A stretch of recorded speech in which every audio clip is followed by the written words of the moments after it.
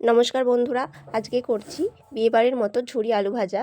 তো আমি ঝুরি আলু ভাজাটা ফার্স্ট টাইম ট্রাই করছি, কারণ আগে কখনো আমি ট্রাই করিনি, আজকেই ট্রাই করছি আর তোমাদের সাথেও শেয়ার করছি। প্রথমে দুটো আলু খোসা ছাড়িয়ে নিয়েছি। এবারে আলুগুলো এই স্লাইস কাটার দিয়ে আমি এই লম্বালম্বিভাবে কেটে নিচ্ছি। দেখো কীরকমভাবে কাটছি, এরকমভাবেই কাটতে হয় জিনিসটা। আর তোমরা কীরকমভাবে কাটো আমাকে জানিও। যাই হোক, আমি এরকমভাবেই কেটে নিচ্ছি। জানো তো, নিরামিষের দিন মা আমাকে এই ঝুরি আলু ভাজা বানিয়ে দেয়।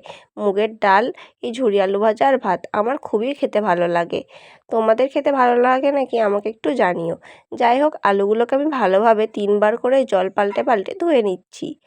এরপরে আলুগুলোকে ধুয়ে নেওয়া হয়ে গেছে। এরপর ধোয়া আলুগুলোর মধ্যে দিয়ে দেবো আইস কিউব আর ফ্রিজের ঠান্ডা জল, দিয়ে 15 মিনিট রেখে দেবো। এরপর 15 মিনিট পর ফিরে এসে আলুগুলো থেকে জলটা ঝরিয়ে নেব। তার জন্য একটা চুবড়িতে জল ঝরাতে বসিয়ে দিয়েছি। এরপর কড়াটা গরম হয়ে গেলে দিয়ে দিচ্ছি সাদা তেল। এরপরে আমি চীনাবাদামগুলো ভেজে নিচ্ছি। চীনাবাদামগুলো আমার ভাজতে গিয়ে একটু কালো হয়ে গেছিলো, কারণ মা একটু ডাকছিল আমাকে একটু খুচরো কিছু দেওয়ার জন্য। আমার মা কিছু কিনবে বলে। যাই হোক, তবে টেস্টটা কিন্তু চীনাবাদামের ঠিকঠাক ছিল। তারপরে কারি পাতা আর 4টে শুকনো লঙ্কাও ভেজে রেখে দিয়েছিলাম। এরপরে আমি ভেজে নিচ্ছি ঝুরি আলু ভাজাগুলো। এরপরে সেগুলো লাল লাল করে ভেজে আমি এক এক করে তুলে নিচ্ছি।